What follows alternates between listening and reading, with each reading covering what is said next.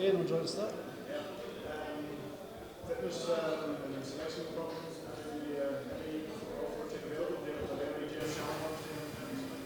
We've called Tyrone Kane up just as cover for the seam bowling department. Obviously, Boydie hasn't played a huge amount in England either. And David Delaney hasn't played a lot down last week down for the Wolves, so we just want to make sure everyone's okay at training today and probably tomorrow morning before we're able to pick our final 11. So Tyrone's here as cover. So Tim Boyd might even go down? Well, I actually haven't spoken to him myself, but I know he hasn't been playing much for Warwickshire, and that was due to a back problem last week. But we're hoping he'll be fit for the first game. Obviously, the India series, you didn't do yourselves justice, certainly in the second match. You didn't do yourselves justice in the second match. Obviously, this is a big chance to make amends and against tough opposition. Yeah, they're obviously a good side, but I did say at the time of India that this would be a better gauge of where we're at. I think those India games are great, and they're fantastic for Cricket Ireland to be able to put us on the map and stuff. And we didn't do ourselves justice. There's no doubt of that. We didn't play well enough in either game, and especially the second game. You never want to be bowled out for 80 or whatever it was. But yeah, we're looking forward to hopefully putting that right. We've made a couple of changes in the squad. It's good to see people like David Delaney and Josh Little get their opportunity. And we feel like we've selected a squad that, looking down the line to the qualifiers in October 2018, we're trying to identify guys, and it's obviously not just going to be the 14 or 15 that are here. It might be 15, 16, 17 players that we think are going to be able to take us forward in that qualifying tournament. We've got, I think it's 9 confirmed games, but I think a few more in the offing between now and then. We want to give the guys that we believe who are going to qualify for that 2020 World Cup in Australia the most opportunity to play in the next 12 months and gain exposure at this level. So obviously performance is maybe even more important than results at this stage, is it? No, I don't think performance. I don't think opportunity or performance is more important than results. No, I think we're playing Afghanistan at home. There's a good rivalry between the countries. The series we've played against them recently have been close, albeit not in 2020 cricket, but there is still that rivalry there. And any time you play for Ireland, or especially against Afghanistan in your own conditions, we want to win the series. And we believe we've picked a squad to cover both, to win the series, but also have an eye on those qualifiers in October. We've obviously lost our last 5 T20s against Afghanistan pretty comfortably. Home conditions, you think, will help? I think home conditions will definitely help. Yeah, I think there's been a fair bit of rain here the last couple of days. Surprise. So it remains to be seen what the wicket will do for tomorrow. But hopefully, I think it's now meant to be dry between now and then. So hopefully, he'll get a good chance to work on the wicket in the next 24 hours.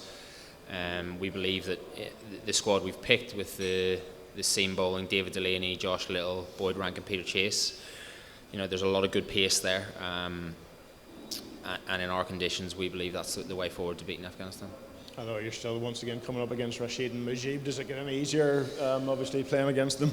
Well, it does, but if the wicket isn't spinning as much, obviously, which we hope it doesn't out there, playing them in Sharjah or Noida whenever the ball's spinning pretty excessively in both directions, it becomes very difficult. And look, they're still good bowlers, whether it's spin or not. Rashid Khan's the #1 bowler in 2020 cricket in the world, and he doesn't have to rely on spin for that. He plays in Big Bash, plays in the Blast in England, so there are 2 places where you would say that it's not necessary to spin the ball. So he's obviously a fine bowler. The good thing is now we've had a pretty good look at him. We've played against him a lot. Mujib we've had a look at now after playing him in the last series, so hopefully that'll stand our batters in good stead. And our spinners, of course, are coming in a bit of form as well. The Wolves had a very successful series against Bangladesh. I wasn't there obviously, but looking from afar, looking at the scorecards, Andy McBride opening the bowling obviously did a really good job. George is back to form. George back bowling really well as well, and you saw actually in the 6 2020s that we played earlier in the summer, Scotland, Holland and India, that Dockers was probably our best bowler in those, so great to have him back fit and firing, bowling well. I guess it just remains to be seen whether we can get both of them in the team. I guess pitch will determine that slightly as well. And at the top of the order, Sterlo scoring runs for fun for Middlesex. Hopefully that can continue here. Hopefully it can, yeah. we know he's a world-class player. He's got a great record against Afghanistan. We know they'll fear him, definitely. So yeah, obviously he's in form, and hopefully he can continue that, keep it going for us. And you're going to keep your number 5 position in the team? I don't want to give too much away. Yeah, I mean, I like batting there, but we'll see. We'll see what the best way forward is for our batting lineup. You know, it's not about where I bat. It's not about where anyone bats. It's about trying to find the best formula to go out and score the most amount of runs for us. You certainly have plenty of choice of openers to have in the squad. There's a lot of openers, yeah. I mean, you argue Andrew Balbirnie's certainly a top 3 batter as well. But we've got Sterling, Shannon, Porterfield, Thompson, Balbirnie. So Kevin O'Brien can open the batting as well. So a lot of calls for him to get up the order in T20 cricket. Yeah, well, we've got to find the right place for him. You know, over the years we've tried him in different spots, and we probably haven't quite found the best place for him yet. So that'll be the challenge for us over the next 12 months to find the best batting spot for him. But you know, wherever we choose for him to bat, you know, he's got to do well wherever we bat. So yeah, look, it's something that's up for discussion, and hopefully we'll find the right formula. Boyd finally got a chance to play on his home ground at Brady. Apparently he's never even played in the Northwest for Ireland. Well, we have to pick him first now. If he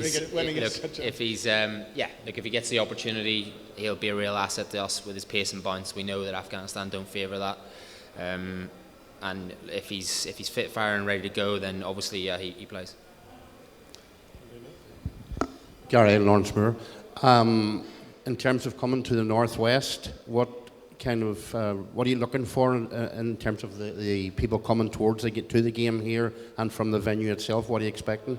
It's been a long time since I've played in the Northwest, actually. I used to really enjoy it whenever I was playing underage group here and stuff like that. There was always a good crowd. I really hope as many people will come down and support it as possible. You know, I saw a bit of things flying around in the press about, you know, it's not been advertised, this, that and the other, but at the end of the day, everyone's known that these games have been on for a long period of time. But I just hope that the public come out and support us. It's a great opportunity. Hopefully it's been well priced by Cricket Ireland, and I know Afghanistan they'll be bringing a crowd, so I hope that the people in the Northwest, they're great cricket fans. It's such a hotbed of cricket up here, and hopefully they'll come down and support us. As I said, it's always been, I think everyone in the squad would love to play a bit more up here if we could, because it is such a hotbed in Irish cricket, and I think we need to give a little bit back to, you know, look at some of the names that they've provided for Irish cricket over the years. Hopefully we can give a little bit back by playing some more up here. And just in terms of your squad, or the squad that's been announced, Ian touched on it there about the recent record in T20 cricket. Is that the challenge now? Is it you bring these young lads into the squad with an eye to the future and with the qualifiers? Yeah, look, I've seen a little bit written about that we've gone for same old, especially it was around the Scotland and Holland series, but at the end of the day we've got quite a lot of inexperience there as well. Yep. Like James Shannon, Stuart Thompson, Andrew McBride, Peter Chase, David Delaney, Josh Little.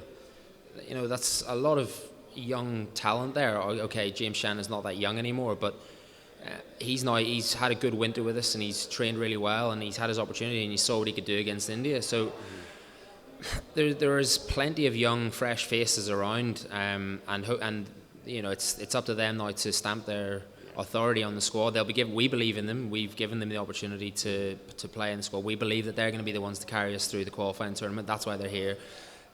So you know, we don't want to put too much pressure on them, but international cricket's tough, obviously, and hopefully they can show what they're able to do, like they have done in domestic cricket or whether it be in England. Hopefully they can show what they can do playing for us. Yeah. And just finally, weather permitting, is this now the opportunity for Ireland to maybe make their mark at T20 level, particularly in this series now? Is there a chance where you can maybe claw some of that deficit back over the last few months? Hopefully. Look, that's definitely the plan. We're crying out as players to play Afghanistan as much as we can at home, because we believe in our conditions, all things being equal, we stack up to be a pretty good side against them. So we'll be going into both series, both the 2020 and ODI series, with looking at winning them both. Thanks, Gary. Gary, just one quick question for you. Dermot Brogan from BBC Radio Foyle. Obviously, you're playing in the Northwest now at Brady. How does the team adapt and change your mindset between T20 and ODI ahead of the 3 ODI games in Stormont?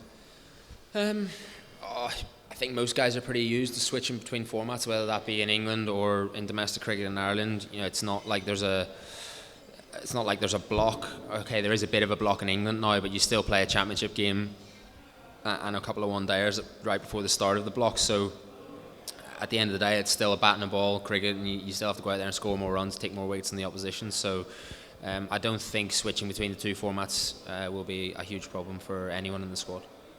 Thank you.